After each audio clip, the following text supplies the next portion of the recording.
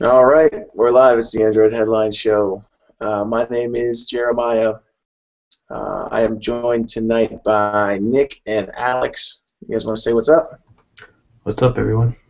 Oh crap, we're live. Do it again this week. Pull a fast one on you. This is, what's it, episode 78.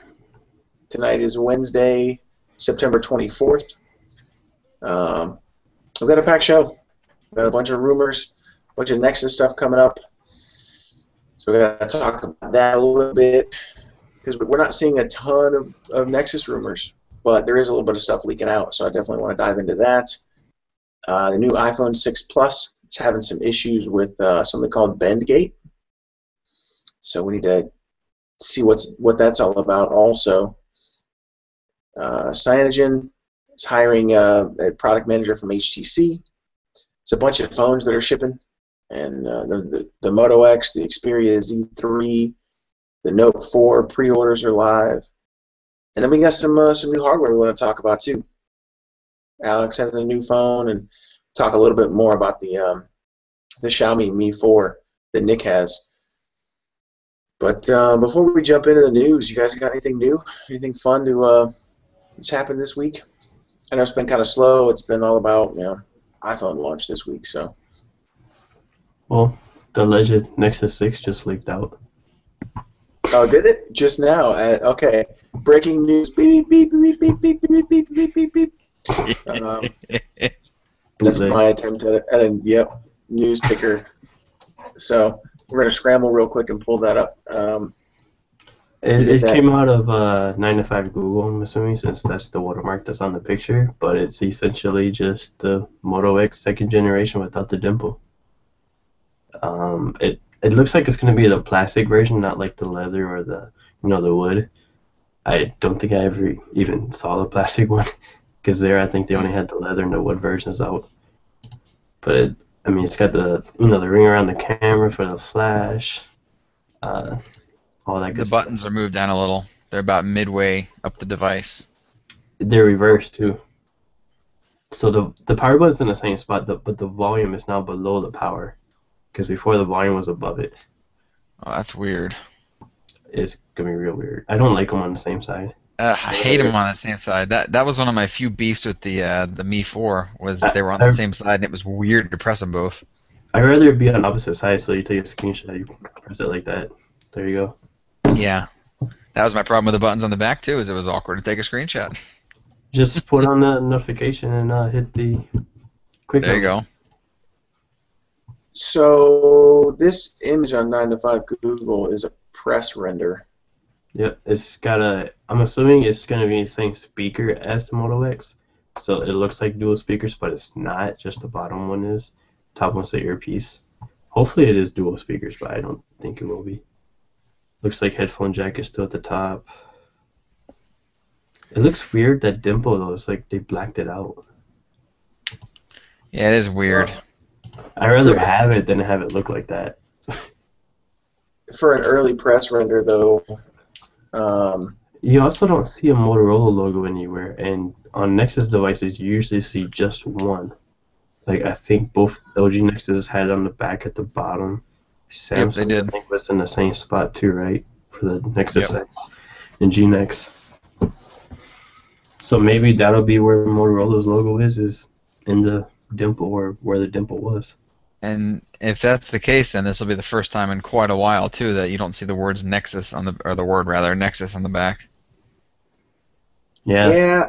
The more I look at this, the more I'm kind of. Well, I think only LG's Nexus had Nexus on the back. I don't think Samsung's did. At least the Galaxy Nexus didn't. No. That one just says Samsung, and well, mine says Sprint. The tablets. Yeah, the tablets do. Back, yeah. So I'm looking at this render. And It looks a little fishy. Yeah, I kind of want to call it fake, but I don't, because looking at it, it looks like, I don't know, it kind of looks like it has the IR blasters in each corner like the Moto X does. But they'd be useless on the Nexus because you're not going to have a Moto display on there or any of Moto's software on there. Yeah, so what this looks like is somebody took the Moto X and just took off the logos. Which And on the the one volume. hand makes sense. If it's a Nexus, if it's a Motorola Nexus device, it does. The LG did it with the Nexus 4 and Nexus 5. They were similar, although not identical, to their current flagship devices. Yep. This would be the most identical Nexus to a flagship device, though. I think. But it doesn't. The two. So in the render, there's one. You see the device facing you, screen on, and then you see the back of the device as well. But they don't look like they're the same height or the same width. Now, the width could be explained because the Moto X is curved a little bit on the back. Yeah, the Moto X is curved a lot. Like, it's like razor thin on the edges. Right, and that's fine. So that would make sense as to why it looks thinner when you view it from behind. It than looks from like the front. they're not lined up properly, because it looks like the front one is a little bit, like, it's lower than the other one. The other one's, like, higher up. That's what I'm trying to, yeah, that's what I was trying to determine. Is it that they're actually, the heights are different, or are they just not lined up properly? The other thing to remember is 9to5 Google doesn't usually have leaks like this, not for Nexus anyways. It's usually HTC stuff. I don't know. It's weird because even if you look at the buttons are slightly more spaced apart. Yeah. And they're not quite the same size either. It just looks like a... I Yep. don't know. Not a great mock-up. You're right. They're different colors too, because the Moto X, the buttons are actually... pretty sure they're aluminum like the frame is. As long as I used that, I don't even remember now. That's what happens. Yeah, I'm leaning towards fake, but I still think it's going to be Motorola that's making it. Yeah, I think so too. Now, what was interesting to me is this is showing as the 5.9-inch, the Shamu. Yeah, it's not 5.9. Yeah, there's no way that thing would be... That'd be even bigger than the 6 Plus. Which is ridiculous. I mean, Motorola does small bezels, but there's no way you can put a 5.9-inch screen on the Moto X. It's already got pretty thin bezels, especially with the speaker there. Yeah, it would be a pretty huge phone. See, I was thinking, since it's called Nexus X, I'm hoping that they'll do two sizes, like an X and an XL. Do the 5.9, because I'd love that, and I know there's plenty of people that would hate the heck out of that. So we've seen I think all at both 5.2 and 5.9. So yeah, the rumor was depending on how likable the Moto X was, or whatever the term is, was going to determine whether or not they did a 5.2-inch one. And from what I see, a lot of people, they weren't happy. They thought it was too big. A lot of the people coming from the original Moto X. But yeah, that's a huge increase in size. What was the old one? 4.7? Yeah, but it really isn't though. It's not that much taller, and it feels the same size. Like I held last year's in one hand and this year's in one hand, and because of the way they curved the back, it feels like the same size, and you can still reach it with one hand. At least I can, and I can't do that on the G3.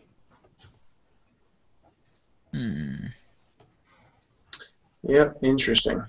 And these, so this will kind of spill over right into our news section. That was the first thing we were going to talk about was Nexus rumors, Nexus 9, Nexus 6, and some Android L stuff. So, so 9to5 Google saying that this Nexus X is going to be called the Nexus 6, 5.92-inch display, and all the other rumors are about this are about the same. Snapdragon 805, 3 gigs of RAM, 32 gigs of internal storage, 12 megapixel rear-facing camera. So those are still the same. Actually, looks like it'll be a 13 megapixel camera. They're saying. Yeah, that's what the Moto X has. Yeah, that makes sense. They're saying 12 here, but I don't know why they would go to 12 and the Moto X has a 13. You'd think it would be like an 8 or maybe even a 10 from last year's Moto X, which everybody will hate. Yeah, no, they got to go at least 13 and put some software in there. 3200 milliamp battery. Yep. And if that's a 5.9, this 5.9-inch display, QHD, then that's, I don't know if that's gonna be big enough. I mean, with Android L, it's what 30% more battery life. So it might be, but I don't know. We haven't seen Android L on a QHD display, so it's hard to say. Yeah. It'll be able to shoot 4K UHD, Snapdragon 805, 3 gigs of RAM, which that surprised me. Yeah, just the mock-up, it looks fishy. Yeah, all the other specs sound about right from all the leaks and rumors that we've tried to find. Hasn't been a whole lot. Right, right. But so there'll be at least a 32 gigabyte capacity. Hopefully there'll be a 64, especially if it's a 2K display or QHD. Yep. So yeah, Nexus 6. That pretty much covers what we had heard as well. What they're saying here is they're hearing that the design hasn't been finalized yet, so that's why there's no Nexus branding. Yeah, and that's rumored announcement is going to be October 16th. Yep. So they've got about 3 weeks. I've heard the 16th and 17th, so, and I think it's supposed to be is it going to be available that day, or I don't think we've heard. November. It's supposed to be available. Android L is supposed to hit November 1st. The unveiling of the hardware is like the 16th or 17th, but I haven't heard when it'll be actually released. I assume along with Android L, but if so far everything they've done with Android L is kind of Apple-like, like they announce Android L and show it off at their developer conference and launch in the fall, which is what Apple does with iOS. So maybe they'll launch Android L and then new hardware will be available like a few days later. I'm leaning towards the 16th for an announcement because it's a Thursday.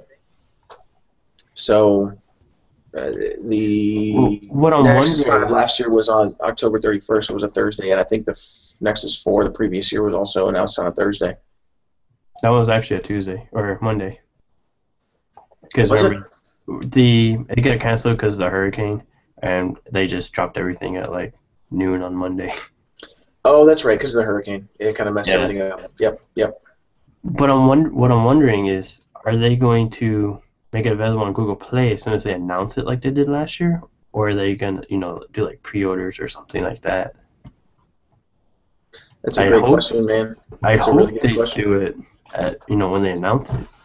Because, that's going to make everybody happy.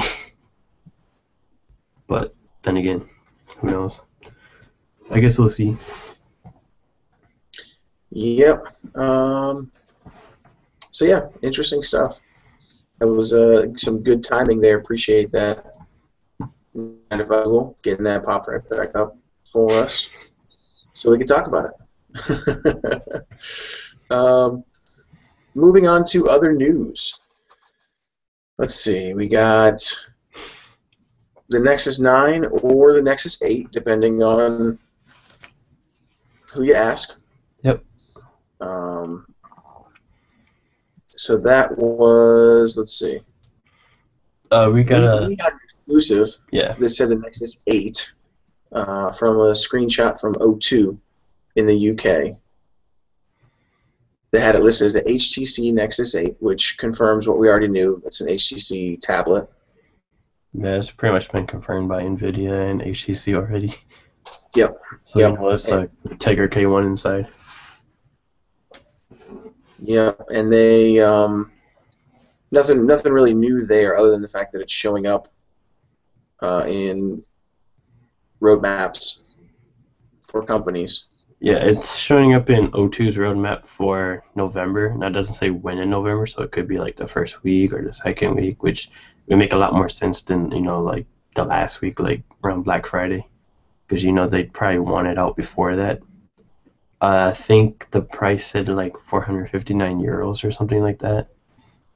So I'm hoping that's the LTE version, because that's kind of pricey for a Nexus tablet, especially a 8.9-inch one, and not. I think the Nexus 10 was even cheaper than that. That might also be a placeholder. Yeah, because we don't know the exact pricing yet. So, The Nexus 8 might even be a placeholder because everywhere else is a Nexus 9. But where it's an 8.9-inch device, it could be either or. and that was kind of my thought on that. That we're seeing it everywhere else as the Nexus 9, but they've got it listed as the Nexus 8. It's just an older, listing from what we're seeing that leaked out. I'm wondering if any leaks have actually, like, the leak has said Nexus 9. 'Cause I think everything has just said Nexus tablet and 8.9 inches. I think everybody's just been saying, oh, it's a Nexus 9 or Nexus 8. I don't think we've actually seen it, like, on a leak as that name. Well, that would make sense. We're just kind of assuming that it's the Nexus 9, but Yeah. we haven't seen that printed anywhere yet, so can't really Other than us verify saying it. that the Nexus 9 is an 8.9-inch tablet. I mean, that doesn't really add a whole lot of credibility, really. Right. But it just makes sense because, Nexus 7 was a 7-inch, Nexus 10 was a 10.1-inch, etc. And then the October 16th date was supposed to be confirmed for the Nexus 9 as well, for an announcement, not necessarily a launch, but just that it's going to be announced. Yes, somebody on Google Plus was asking earlier if the Nexus 6 and Nexus 9, where the tablet would be announced all together. Duh. They're not going to announce them separately or launch them separately at least, because they always launch the Nexus with a new version of Android, and they're not going to launch two versions of Android this fall or this year, really. We only got, about 3 months left. So it's all going to be on Android L. The question is a good one because they, drawing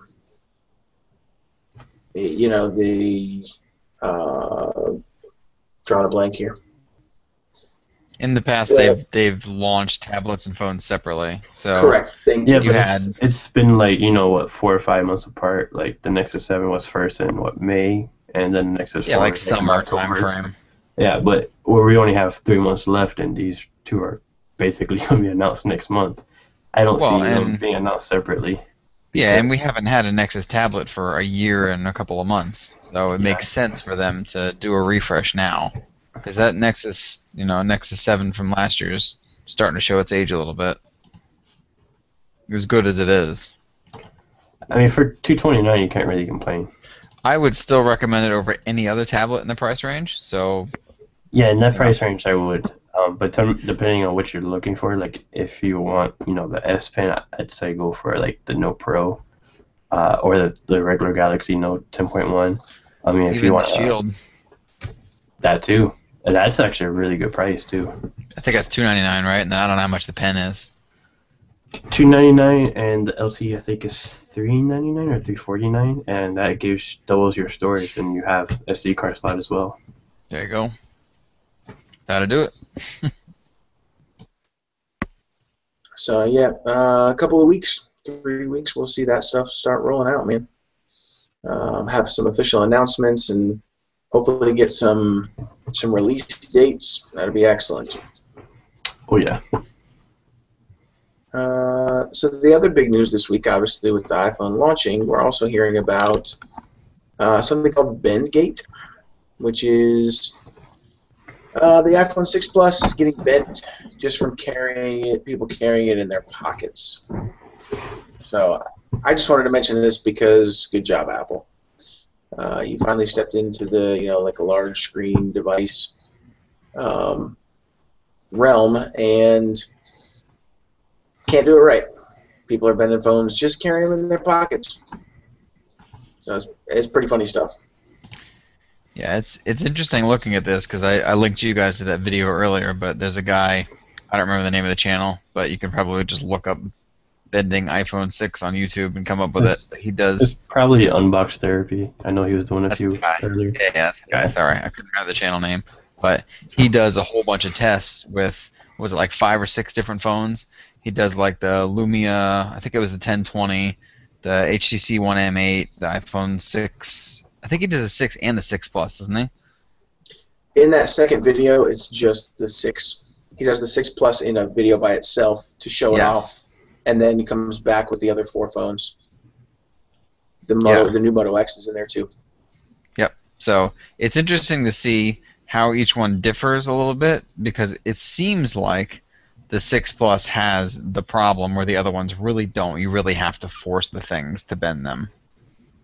And then just in the little bit of research that I've seen some people do, people have like taken the case apart and looked at it, and there doesn't seem to be any kind of structural reinforcement on the aluminum case in the back. The aluminum is like super thin. Like even looking at like the Moto X, which Motorola showed us like all the internal parts when we were in Chicago, and the aluminum frame that they use is like really thick compared to like the iPhones, which is probably why it's a thicker device. Yeah, and I know there's a lot of things that people have said. I mean, I thought about this when they announced it because of the stupid protruding camera. Just make it a little bit thicker. Yep. People don't give a crap about a 6.9 millimeter versus an 8.0 millimeter device. You can't even tell the difference anyway. You look at the thing and you're like, oh, it's thin, whatever. I don't think anybody cares anymore. I can't even tell you the amount of people that are asking for a thicker device, not only for the better battery, because you have more room for a bigger battery. Yep. But because it makes it easier to hold, because the thinner it gets, usually the slipperier it gets. I think that's Yeah, I've actually noticed on some of these phones, especially the smaller ones that are also thin, it actually hurts my hand to hold it because you have to squeeze your hand so tight when you're holding it together. It's like, okay. Yep. And then the other thing they could have done is like HTC did with the M8, they could have curved the back a little bit. So again, it's a more natural feel to your hand, plus the curve is automatically going to give you a little more reinforced structure. So I don't know. It'll be interesting to see if this is more than just the handful of cases that we've seen, because I believe this came about with the iPhone 5 or 5S. I don't remember which of the two, maybe even both. It's right in the beginning. It's all the iPhones since the 4 that have had the issue. It's just nobody's really, made a big stink about it until now. I mean, other metal phones have the issue too. I was on Twitter earlier, and HTC's old product manager is putting a signage out, which we'll talk about later. Somebody asked her if the HTC One M8 bends, and somebody from Android Central actually linked them to a forum post in their forum, which has a lot of people complaining about their M8 bending because it is metal as well. It's not as big as the 6 Plus, but it does still bend. And somebody else from Android Central, I think it's Richard Devine, he had the Ascend Mate 7, which I have here. It's metal front or back, and the sides are all metal. And he actually had to send his back because it bent, so he had to get a new one. So interesting. So it's not just Apple. I mean, obviously they have it worse because it is their first big phone. Yeah. But, I mean, this is a 6-inch device, so it's happening on this too. Well, and it's going to get, I don't want to say overblown, but you're going to get more talk about it because it's Apple. And because they are still, the iPhone is still the #1 selling phone 10 million in 3 days. Phones. Yeah, it's crazy how many they sell. So you're going to hear a lot more people talk about it. Think about how many HTC has sold, which we don't know the exact number, but I'm pretty sure it's not 10 million yet. It might be, but I hope it is. Hey, but you know what? Think it is. If this is the case, Louise. Sorry, what? And I was going to say the Mate 7, I don't even think is out yet, so nobody's really talking about it other than, us reviewers that actually have one. Yeah. Makes sense. Yeah, sorry, my stupid connection cut out. Sorry. No, I was just saying, this is the material to use. Quit using that metal crap if this is what it's going to do. I mean, I'm even fine with the material they use on the G3, which I got cleaned off because I haven't used it in like a month. But, it's the full metal, so it's, it's not real metal. But I haven't had any issues with it bending, and I haven't heard of anybody, but I haven't really searched on the G3 bending. I don't have a whole lot of time. I've never spent a long period of time with a metal phone. So like the Mi 4 was the first one that I've had that has any metal on it, to be honest with you, and that was just the frame, and I found that slippery as heck. So I don't know if a lot of the other metal ones are like that, but if they are, I don't want any part of that. HTC's are, especially the Glacial Silver M8 and the M8 Mini. I had the Run Remix, which was Glacial Silver, and man, it was so slippery. I was over in I was in Chicago. I was actually at the airport, and I almost dropped that thing like 3 times. Walking to my gate. It's crazy. But on the Mate 7, it's the first aluminum phone I've had that's not slippery at all, and I really like that about this phone. Does it have like a powdery finish or something? I don't know. It's just not slippery at all to me. Yeah, they did something to it. Maybe it's because it's not curved on the back like the M8 is, because the M8 is curved. So that might be why. I don't know. It's just not slippery. I mean, I need to go to like Best Buy or something to mess around with an iPhone 6 and just see how that one feels. Because I know the other ones I didn't have a problem with because they were so small. Yeah. But this one being a lot bigger, it'll be interesting to see how it feels and if it would slide out of my hand. Yeah, if I were going to get an iPhone, it'd probably be the regular 6, because the 5.5-inch one is probably about the same size as like the Mate 7, because those bezels. And they gotta have that home button. That's it. Hopefully they fix that on the 6S and 6 Plus S. And don't hold your breath. Those names are gonna be terrible. This is like asking Samsung to get rid of their home or capacitive buttons. You mean the one that all the Samsung fans love and praise and worship? Absolutely. So let's stop talking about the iPhone. No, let's keep talking about it. We can, if you want. I know you're dying to get one, so you're going to start iPhoneheadlines.com. I was just going to say we'll just change this to iPhone headlines. Yep. Perfect. Apple actually said they'd send me one, so we'll see. Do it. If they actually do it. Get it, man. Get it. That'd be good. I want to see if they'll actually do it, because they probably put us like behind all the other iPhone blogs, like in the line that get review units, because we're not an iPhone blog. Because I told them, I'm like, I just want to, compare it to the other Android phones. We're not gonna bash you or anything. No, but for some serious comparisons, that would be fantastic. I like Android, but I'm not a straight up Android fan. I like technology in general. I still want to try Windows Phone, which I think Verizon is gonna be sending me the M8 for Windows Phone pretty soon. Which that I really want to check out because it's got some really good hardware. Nice. And I just like checking out the competition. I mean, I don't even have a Chromebook. Well, I have one. I just don't use it. I actually use a MacBook instead, and it's not because I hate Chromebooks. I think they need more specs, more RAM, especially for what I do in Chrome every day. So I'm not just all Google, even though mostly everything I use is Google. I like all technology, which I think is the way everybody should be. Yeah. I'm gonna pull that quote and misquote you. I'm not like straight up an Android fan. I'm just gonna pull that sentence right there and hold it over your head for the rest of your life. Go ahead. Put it on Google Plus so everyone can yell at you. To be honest, I'm actually getting kind of bored of Android right now, because especially tablets. Oh, you're making it worse. Digging the hole. Tablets are all the same.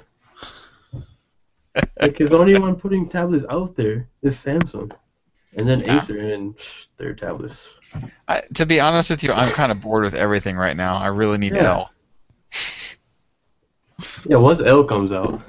Yeah, they need to hurry up.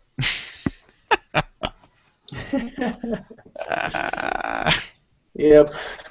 So Cyanogen Inc. rather, has hired somebody from HTC. So completely just going to switch gears, no transition. We're just going to drop that right where it was. Alex hates Android, and we're moving on. So this product manager, Lee Mommy, I'm sorry if I'm mispronouncing your last name, Lee, but she was a product manager for HTC US. She's actually the one that gave that guy in Reddit M8 because his S4, I think the battery blew up or whatever, and Samsung wouldn't really do anything, so she stepped up and gave him a free AT&T M8. Cool. Nice. And now she's at Cyanogen Inc. As a product, quote unquote, product evangelist.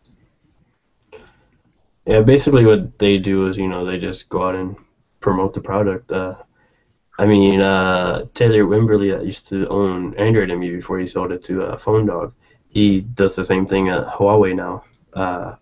Miriam that used to work at Engadget, she does the same thing for Pebble. Pretty cool. Pretty cool. And hopefully this helps them a bit because they are Picking with the all wrong the, partners.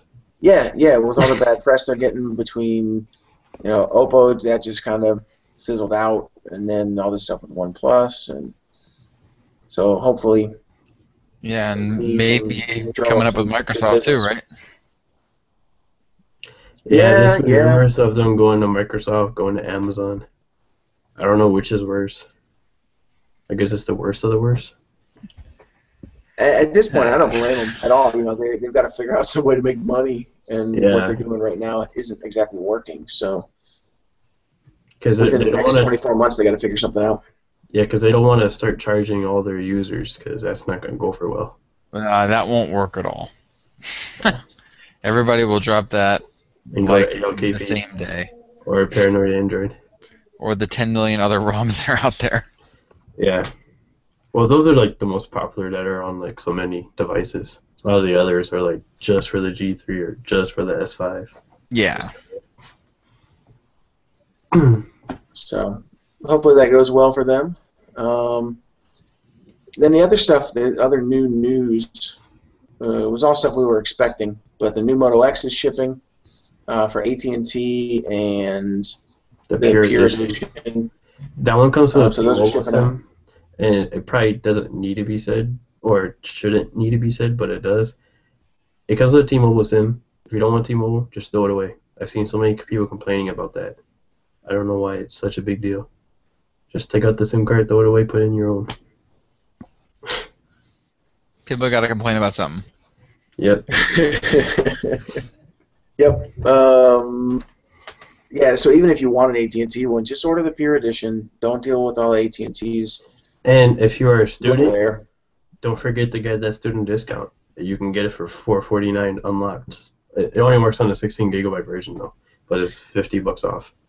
Yeah, and if you need one more reason, Motorola said that the Pure Edition gets updates before all the carrier editions. So on that And alone, something else I heard through a few other people is that Motorola's engineers are working hard to be able to beat Google to updating their Nexus with Android L and putting Android L on the Moto X so they could put that one Easter egg on again, like they did last year.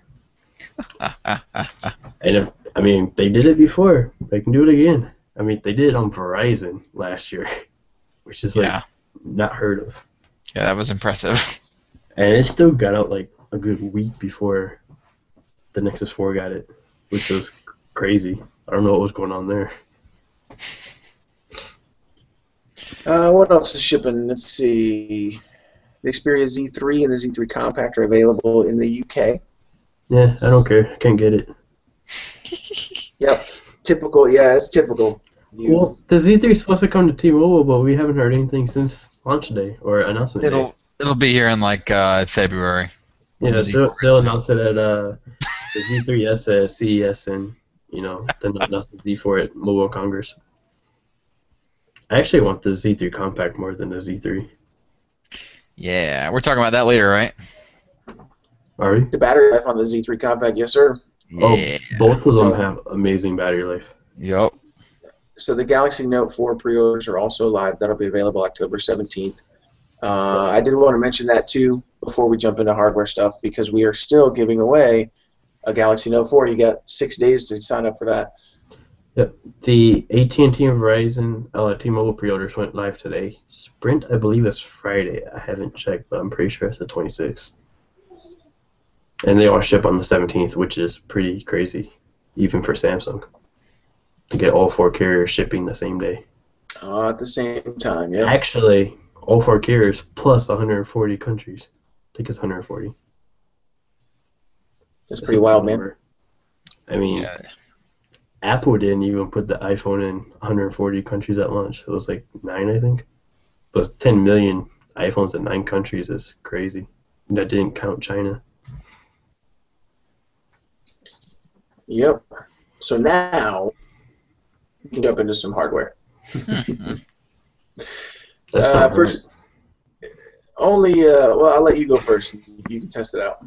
See how it feels. We can let Tom go because he he's won't 5 mind. hours ahead of us. He is in the future. He can tell us exactly what it's like. So the Xperia Z3 Compact has like a 2-day battery life. This was pretty cool. The let's see. Phone Arena, I believe it was, right? Yep. Yep. So Phone Arena did a really intense battery test on a bunch of different phones, and the Z3 Compact came out on top, but the Z3 was still really good. Yeah, the Z3 got, was it like 9.5? Yeah, it was like an hour less, basically. Yeah, and that still murdered like every other phone out there. But you also have to remember that Phone Arena's tests, they're not like real world users like me going out and using my phone all day and this is my battery stats. They have a script that runs all day. So it's not completely real world usage, but it's pretty close. Right, and it's their test is not designed to be like real world use. It's designed to hammer on the battery for as long as possible and see how long it lasts. Yep. So the interesting thing though is that the Z3 did so much better than the Z2 when it's pretty much the same phone. I mean, just what, a different display tech? I don't remember what kind of display it has. Is it still IPS?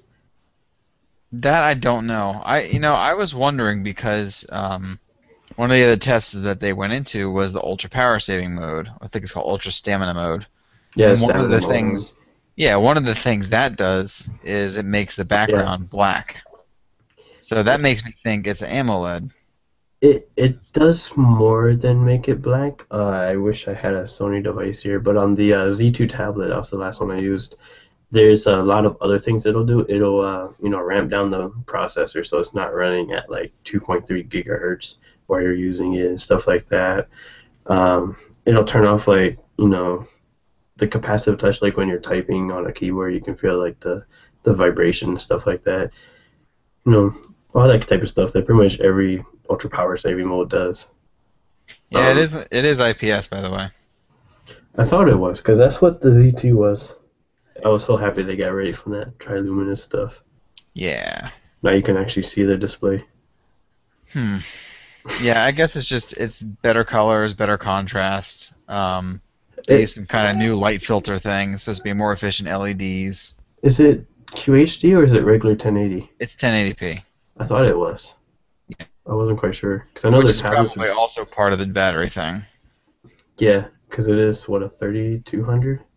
Or 31? I don't have the specs in front of me. Yeah, I can't remember. 31 or 32, whatever. It's a pretty big battery. I don't see them listed in here on this. I was looking through. What I thought was really crazy. It's 3100 in the Z3. Because I know the compact has a 2600. Okay, Yeah. Which I guess makes the compact even crazier. So that lasted, what was it, like 10.5 hours of on-screen time, all right? And what I thought was really interesting was, I guess in a separate test, they drained the battery of the Z3C down to 40%, and then they put it into ultra power saving mode and ran the test, and it lasted 4 days total. Yep, I can see that. The in stamina mode, standby is amazing on Sony phones. Yeah. I haven't used a Sony phone since like January on the Z1S, but when I was using that, the stamina mode was crazy for standby. Yeah, which honestly tells me if you want this thing to last a week, put it in ultra stamina mode and have fun. And don't use it. Well, you can't really use much of it anyway. Ultra stamina mode literally turns off the browser. It turns off pretty much every app except for camera, messaging, phone, and I think like 2 other things.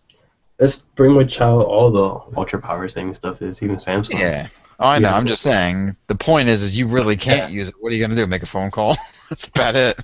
Take a couple pictures. If you're traveling or something and you're running out of power, it's a good thing to put in power saving mode. That way, if you need to, you can still make a phone call, especially if you're in a strange part of the world or whatever. Yeah, it's nice to see, because how long have we complained about half-day battery life, maybe a full day if you're lucky, and then we don't have the option of power saving mode. So Well, lately, I'd say probably all the phones this year have lasted me like at least the full day, like even on yeah. LTE. No, this is the year that And we're finally getting a different thing. That's what I'm saying. and It's like, even like the end of last year, I'd say starting with probably the G2, I'd say. The G2 had good battery life. The Note 3 had good at launch. I don't know what it was after that, 'cause I didn't use it terrible. after that. Because when I didn't have the Galaxy Gear paired to it, man, it lasted forever. But with it paired, it was dead at like 12 o'clock. Yeah, I'd get maybe 10 to 12 hours out of it max. Because the Moto X, even though it has a 2300 milliamp battery, it still gets me through a full day. Even when I was traveling, back from Chicago back home, my plane was delayed and all that stuff, and it still lasted me the whole day. It outlasted Moto 360, but I still had ambient display on that day. Yeah. So you got a Huawei Ascend Mate 7. Alex, talk to us about that guy. Yep, this metal, non-slippery metal 6-inch phone. It looks really nice. It does. It looks really nice. I mean, look at the size of those bezels there. They're so small. It doesn't really Good job, feel like Huawei. it. I have to say, after using Ascend Mate 2 about 3-4 months ago now, I think. I mean, it was a $299 phone, so it's not a high-end device, but man, it did not feel good at all. It basically felt like a fatter, bigger Galaxy Note 2. I mean, glossy plastic everywhere, and compared to this, it's like, like a totally different manufacturer made it. And then I remember you talking about that. I hated that thing. The build quality, at least. The battery life was pretty good too. It was like a 40-50 milliamp battery. They upgraded this to a 1080p display, so it's 1080p IPS, 6.1 inches. The weird thing about this is a Chinese phone, obviously, because I think it's only available in China. But I put an AT&T SIM in here when I got it, and it's missing band 12 for AT&T LTE, so I couldn't get LTE on here. But I looked at the bands, and it works perfectly on T-Mobile, so I put a T-Mobile SIM in there today and did some speed tests while I was out in class earlier. And I mean, I was getting faster speeds than I was on the G3 in the same areas. But again, I haven't used the G3 in like a month, so things change. Usually it's the other way around. AT&T is fully supported. T-Mobile is like Edge and maybe HSPA Plus. Yep. Fingerprint scanner, I actually haven't used it yet. I haven't ventured into that yet. The camera is pretty good, what I've found. I mean, I shared with you guys basically a low light image that I took earlier tonight. The sun was almost down. There was just some street lights up, and it looked really nice to me compared to other phones. Obviously, I can't compare it to my actual camera because that's going to take much better pictures, anyways. What else? Oh, the UI it's really nice compared to the Mate 2. It's a huge difference, and I actually really like it. One of the first things I noticed was those soft keys right there, Android L. They've got a lot of Android L stuff in here, animations, design stuff, all kinds of stuff like that. I'm not quite sure how I feel on the notification toggles yet. I haven't found a way to edit them, but there's even more. Oh, there you go. You can edit it that way. There you go. You just found it. Are they more like stock Android toggles or? There's a lot of them here. It's kind of hard to do you mean are they big like those, or? Well, you have the Android, the stock ones that actually give you information like what Wi-Fi you're connected to, long pressing things, stuff like that. Or you have like the Samsung ones, which are basically useless because you don't have a lot of your normal toggles on there, or it doesn't tell you any information. Well, this one doesn't really. Well, let me get out of the editing part.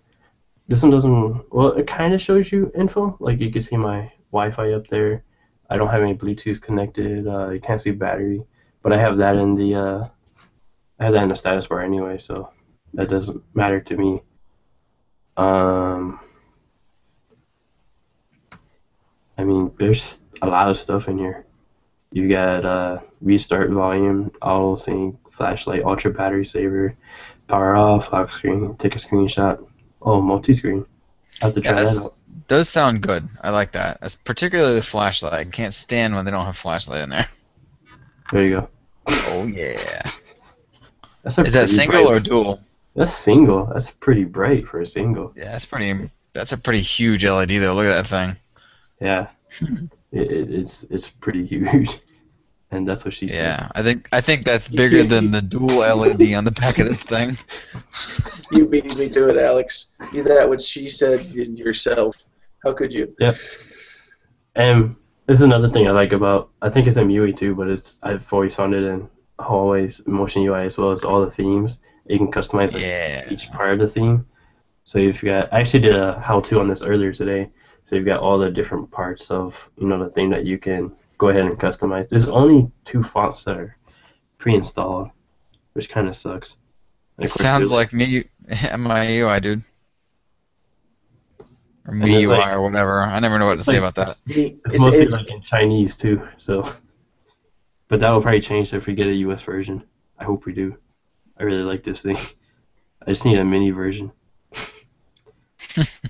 There's no app drawer, which is typical with Chinese OEM skins. MIUI does this, Huawei. Well, ZTE is now stock Android, so there is one. Lenovo doesn't have one anymore because they went from stock Android to their own skin, like this year, I think. But I'm starting to get used to not having an app drawer. I mean, because it's not fair to put Nova on here, even though you could. It's not fair for a review, in my opinion. So that's why I haven't done it. Yeah, and at least in MIUI, I found that if you use any other launcher, you don't get as much in the way of theming. So you might theme something, and it would theme, like the notification bar or something like that. But all the icons and all that stuff doesn't get themed unless you use the stock launcher. What I also like in the notification here is, I don't know how you can see it because it's so much white space there, but there's like a timeline there on the side. And notification come in, and it'll say on the timeline like what time it came in. Then you got a trash can down here that you can just hit to get rid of all of them. It'll also, like, I think it was Hangouts the other day. It was using a lot of my battery, so it came up and told me like Hangouts is consuming a lot of power. Do you want to close it or do not prompt again? For that one, I just didn't do not prompt because I use Hangouts a lot. It does it for SwiftKey too, which that I can't close because I use it. But like Google Play services, I found on like the first charge, it uses a ton of battery. I don't know why. After that, it's usually fine. So for battery today, I haven't used it for a full cycle yet, but today I left for class. I think I was at like 97%, and now I'm at 71%. About 7 hours later, and about hour and a half on screen, and that's all on LTE. So it's not too bad, but it's still, really in the first charge cycle, so it'll probably get better. Yeah, that seems pretty darn good. Well, it's a 4100 milliamp battery. Takes forever to charge, but it takes forever to kill too. That's sweet, man. I was excited when you got your hands on that thing to review it. So I really do hope that we get some of that action here in the U.S. I hope so, because they always bring the low-end stuff here for, like, Boost Mobile, Virgin Mobile, T-Mobile Prepaid. I think Cricket has a few as well. I want to see their high-end stuff. Same thing with ZTE. Their Z-Max launched today, which I saw last week. And it's a nice device, especially for $250. But I want to see their high-end stuff that they launch in China over here, because they got some nice stuff over there. Well, and they obviously want some coverage over here, because they're sending you phones to review. So, so speaking of Chinese OEMs sending us devices, Nick, you still got that Mi 4. I do. You've had it now for over a week. Yeah, it's been almost And 2. I think Friday will be 2 weeks. He's Okay. never going to give it back. Never. Their UI is called MIUI. Yes. So like the phone is the Mi 4, the UI is MIUI.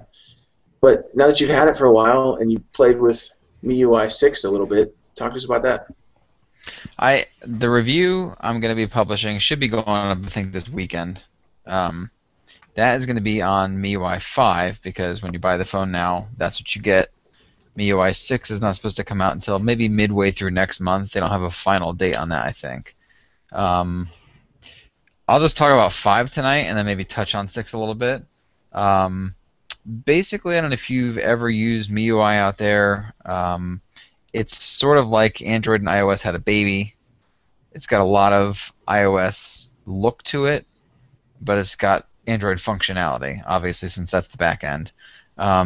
This thing does not ship with Google Play services, but it's super easy to get it on there. There's actually an installer in the, I think it's the Me Market, that you just go on there, install that, and then it pops up the Google services and stuff on there.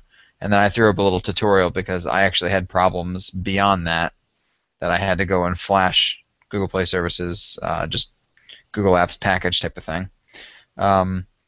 Basically, this thing, I think I talked about it a little last week, the build quality is phenomenal. It's a little too slippery for my liking, but once they start coming out with those interchangeable backs, it'll be a lot better. Basically, the metal frame on the thing just makes it feel super, super sturdy and well built. It's got a nice weight to it. It ships with that really annoying slippery plastic back, but like I said, change it back out, you'll be good. Or just put a case on, whatever makes you feel better. Spec-wise, it's as good as anything else in the market right now. It's literally exact same specs as a OnePlus One, and pretty much every flagship phone out there right now. 3 gigs of RAM, Snapdragon 801. It ships in either 16 or 64 gig varieties, and then it uses the same the Sony sensor on the OnePlus One and the Oppo Find 7. So that was obviously the big thing that I was excited about since I love the OnePlus One's camera.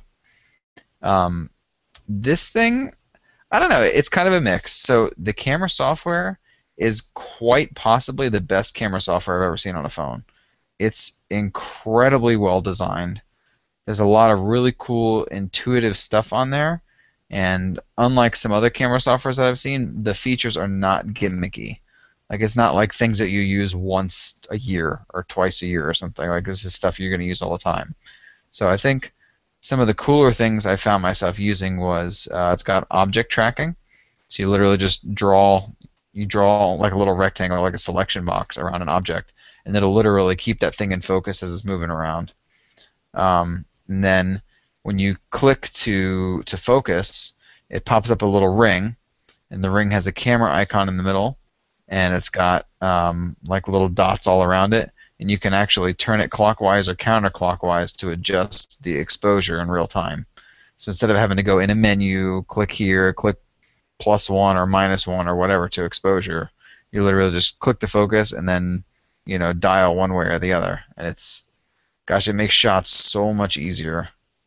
The HDR is phenomenal. I think my only problem with it is, like a lot of Samsung phones, they tend to go with a lower ISO to kill the noise, so it ends up making the shutter stay open too long. So in low light stuff with movement, you get blurry stuff. I found on HDR you got to hold your hand a little more steady than I'd like, because I found sometimes, especially if you're like taking a picture of, I don't know, flowers or whatever, and they're blowing in the wind, you're going to get double images and stuff in there. I think they could work on that, but who knows? If once I go to MIUI 6 and play around with that a little more, they may have fixed it in there. Like Alex was talking about with Huawei, they have a lot of theming support. So their market has a ton of stuff on there, tons and tons of themes, plenty of free ones, plenty of paid ones, different prices for everything. I was also really impressed with the amount of like ringtones and wallpapers and all kinds of stuff that they offer in the market that are super easy to get and find, and just I don't know, a lot of really, really smart things here and there. Like Dragging down notification bar, you click on the time, it brings you into the clock. You click on calendar, it brings you into the calendar. A lot of times I just don't see stuff like that. You have a flashlight toggle. I mean, just simple things that we've had on ROMs forever.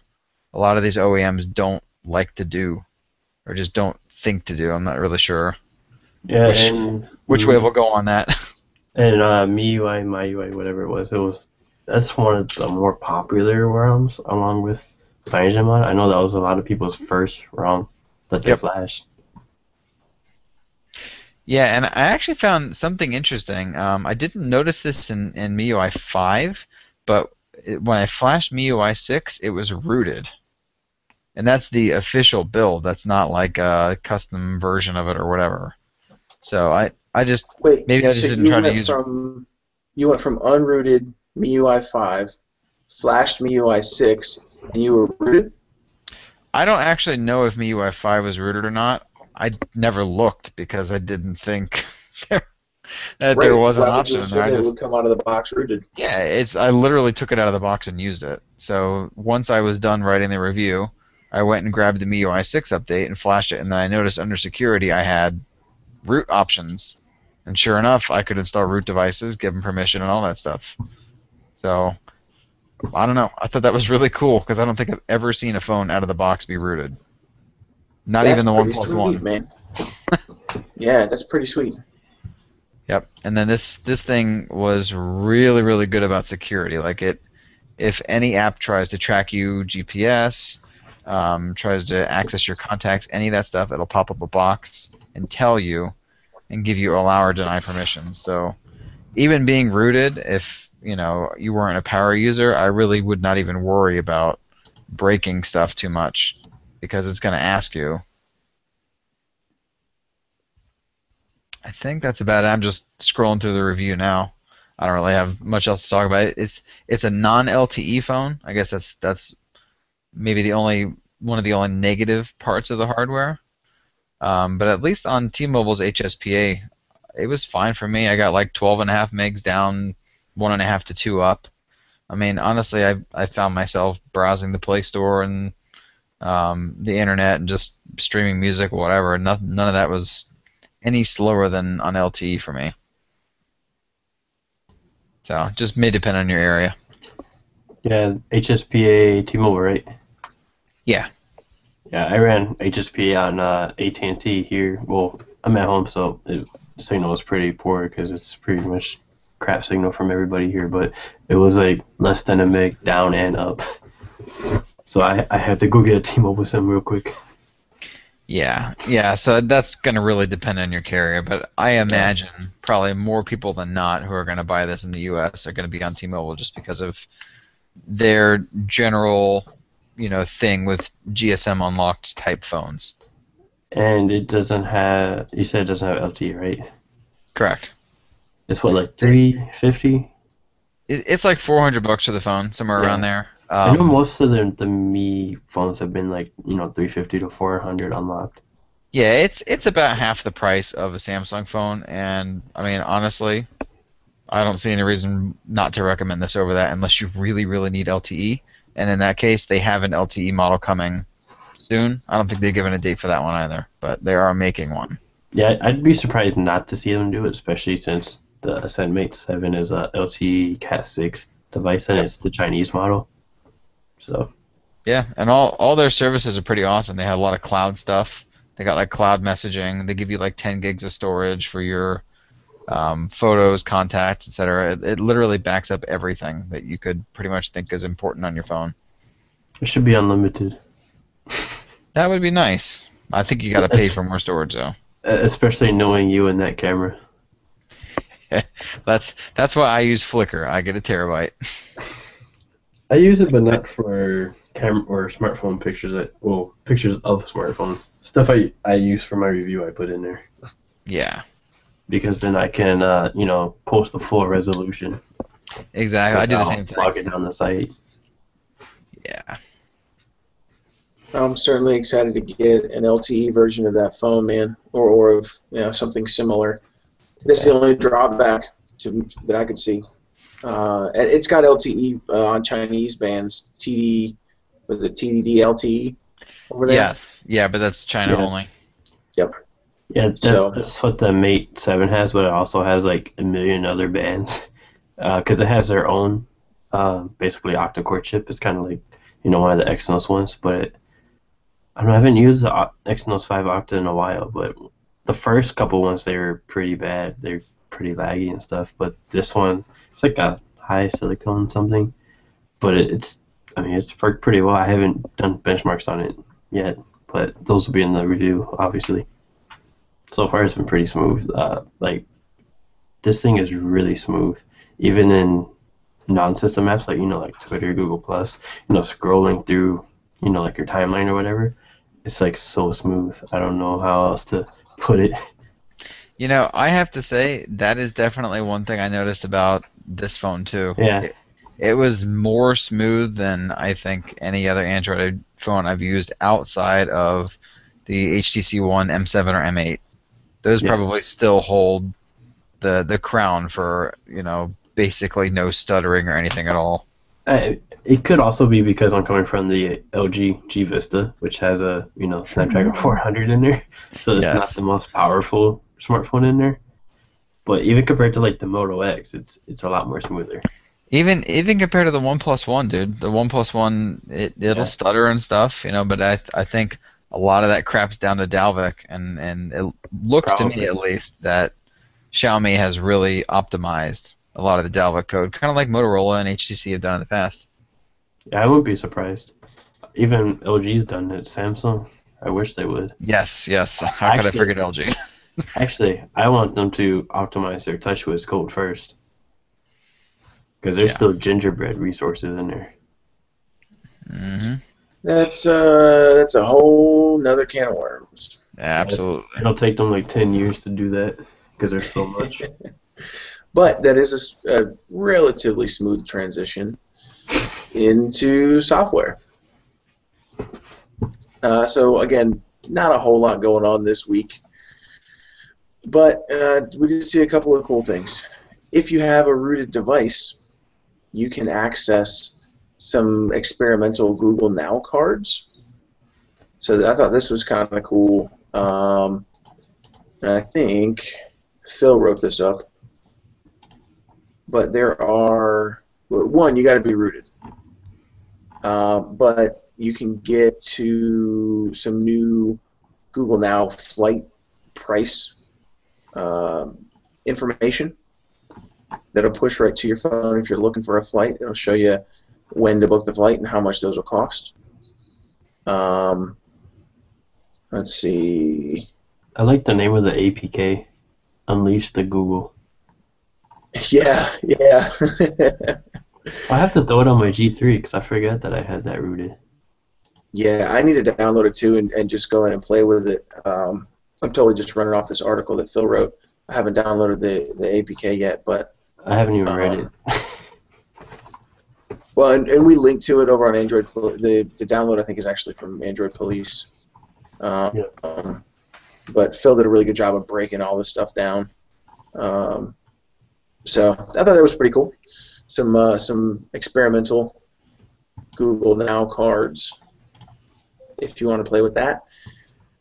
And then the other cool thing I saw this week was a new game from Google called Topeka. It's a quiz game, but everything is material design. So we're seeing a lot of apps get updated to material design, and this game actually Google showed off at I/O back in June. But yeah, it's cool. Just yep. So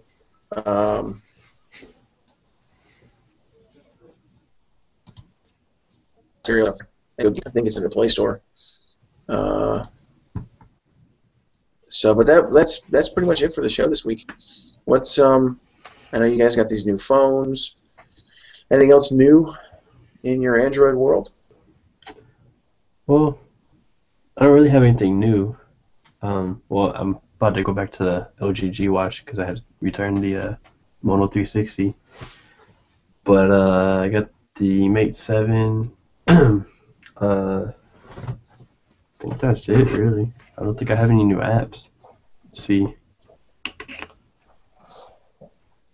Yeah, it's been another quiet week for me too. I've got a Well, I kind of have a new app.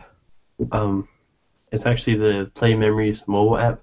I'm using it for the Sony RX 100 Mark III there. So with this app, you can use your phone to control the camera, and you can also send pictures straight from the camera to here because it has Wi-Fi and NFC.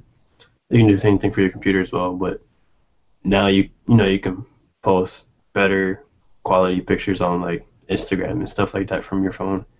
Because I use the Android headlines Instagram a lot, and I don't like posting pictures taken from smartphones because they don't look as good, and that's not how our pictures are on the site. So a lot of the pictures you'll see on our Instagram are probably going to be taken from that camera now. And what was that again? The Play Memories mobile app from Sony. I have to say, I hate the name of that app. Yeah. I hate don't know. the name of the It's whole just thing. weird. I think I have a bunch of friends that use Sony cameras, and I think I had to ask them like 4 times what the heck that stupid app was. I don't like the name of the service, the Play Memory stuff. Yeah, it makes me think of like a Google Plus Pictures feature. I mean, I guess it has something to do with pictures, but it doesn't make me think of Sony at all. Yeah, Xperia Pictures. Yeah, it's something, I don't know. Not Play Memories. I mean, I got this Monday, and so far really liking it. Flip out screen. The sensor's pretty much the same as the original one, which is the one I'm coming from. You got a EVF now, right up there at the top. All the pictures pretty much from Monday on that I've posted on the site have been taken from this. You probably can't tell the difference with my pictures though, because it's basically the same sensor and lens and stuff like that. But the big thing was Wi-Fi, especially like, when we're, out at events and stuff and we're trying to get pictures quickly back to the site. Yep. The Wi-Fi is going to be a whole lot easier than pulling out the SD card and uploading them on my computer, especially where we might not have good Wi-Fi. Yeah, so I'm looking at this. I pulled this app up on the Play Store. I just searched for Play Memories, all one word. It's the very first app that pulls up. It's actually really cool. Yeah. So it connects to any Sony camera. It's Wi-Fi compatible. And then you can send photos between the two devices and all kinds of stuff. Yep, you can use it to control the camera.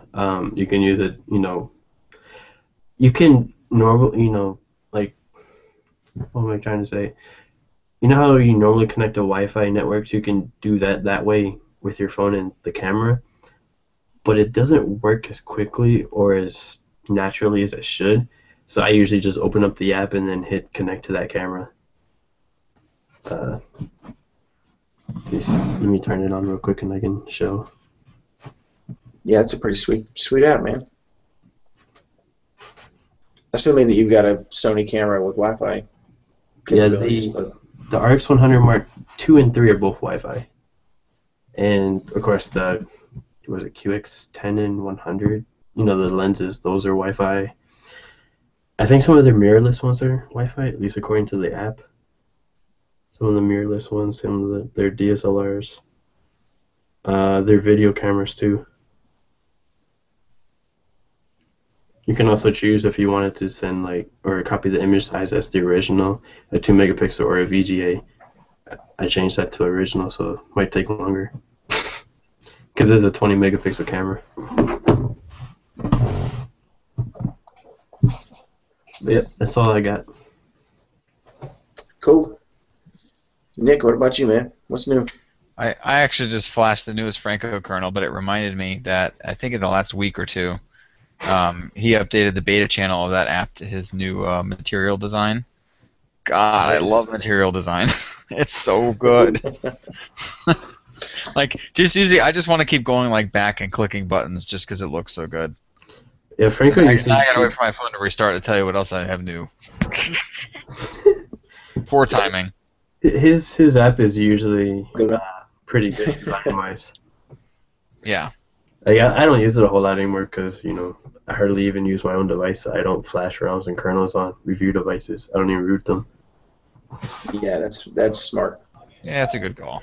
Yeah, because if I try to unroot it and brick it, oh well.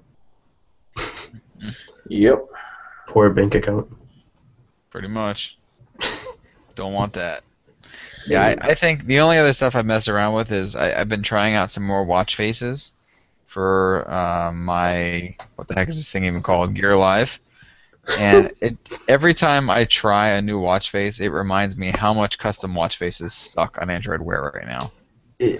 No, and the reason Absolutely for that, suck. from what I heard, I think it was on the Android Central podcast. Jerry was talking about it.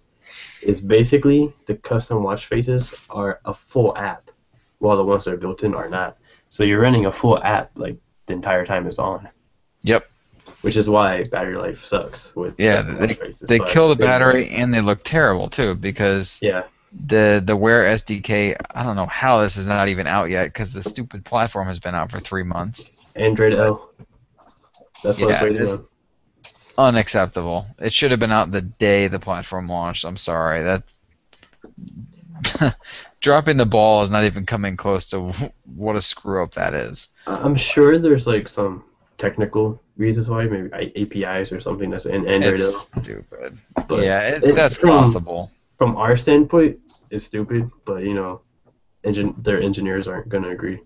Yeah, I'm sure. I'm sure there's a good reason for it. It's just frustrating. So, Yeah. my two problems with it are you have the words "OK Google" that come up when you look at your watch, and in the custom watch faces, I guess they can't specify whether or not to say that or where to put it. So it literally will overlap sections of the watch face, and then on top of that, in the custom watch faces, for some reason, the notification cards are twice as large as in the built-in ones. So in the built-in ones, they'll be real small on the bottom, just a little thing. Sometimes they're even transparent depending on the watch face. In the custom ones, it's literally half your screen is this big white bar. Yeah, on the It's Model bad. 360, the only custom watch face I found that I've liked on that one is the I think it's the Mimbus 360. I think I talked about it last week, maybe. But after using the Moto 360, I really want a round watch. I didn't think I really cared before the Moto 360, but now I care. Because now I gotta go back to a square watch. Yeah, and I've considered now that I like this stuff so much, it's I don't really like the 360, but I would consider a round watch in the future, maybe getting as an addition to my square one for, I don't know, I've never worn watches, so I'm not sure what you would wear different shapes with, but I suppose maybe having a different shaped device to wear every now and then would be cool. The only thing I don't like about Android Wear right now is I switch devices a lot, and every time I switch the device, I have to do a factory reset to pair it with the new device. Yeah, that's annoying as heck. And I use Google Fit a lot, so all that data is gone every time I do a reset. Well, at least on the watch it is. It might still be on Google servers, but on the watch it's gone. And because that's why I kept using, even when I was using the G Vista, I was still bringing the Moto X with me because I didn't want to reset the 360. Yeah, I'm right there with you. I actually wrote a whole editorial about it last week, and everybody was like, first world problems. I mean, it is, but it's still annoying. Oh, that's not even fair. Come on. Oh, I mean, practically all we write about are first world problems. Don't make a comment like that on here. It affects people that flash cards and ROMs as well. Anytime you do a factory reset of your phone, factory reset of your watch too. Yep. Which sucks, but I guess that's what you got to do for now. You can pair two watches to one phone, but not one watch to two phones. Or switch back and forth between two phones in any kind of smooth manner. It's a pain in the butt to do that. So that's a problem. I got to get that fixed. I haven't even set my G watch back up yet. I'll probably wait till I'm done with the Mate 7. Yeah, exactly. And just send it to my G3 again. I don't blame you at all. I'm right there with you, man. I'm actually looking forward to the G Watch R. I'm not sure I'm going to get it, but I think I'm going to wait to buy a new watch until after I see that one. Because I really like the 360 being round and stuff. The G-Watch R, it just looks like, the bezel's just so much bigger. I think I'd rather have the black bar at the bottom than that big bezel. Because it's either going to be a bigger watch or less screen space. Or maybe both. Yep. Well, my week's been pretty boring. I got some stuff coming. I think another Bluetooth speaker. I got a ruggedized kids tablet, so I'm gonna unleash my 3-year-olds on that. Write up a review on that. See, it's supposed to be like built to take a beating from a kid, so I got 2 of those. We'll see how they do. But nothing this week, so it's been pretty quiet. But that'll do it for the Android Headline Show, episode 78. You can find us at androidheadlines.com, obviously, on Twitter at androidheadline without the S, Google+. We do show up on Facebook from time to time, wherever you like to get your news. Track us down, follow us, like us. More importantly, let us know how you like the show. We're always looking to improve and get better every week. So don't forget to rate us on Stitcher, iTunes, all that other good stuff, so more people can find us and we can be more popular, internet famous. Right, and that's Alex's goal with this whole thing is he wants to be internet famous. No, I just want us to be #1 because we're already #1 site. Now we gotta be #1 podcast. Absolutely, we'll get there. Because we're the best. So, Nick, Alex, thanks so much for hanging out, guys. Definitely appreciate you. Yep, see you guys next week. Later, dudes.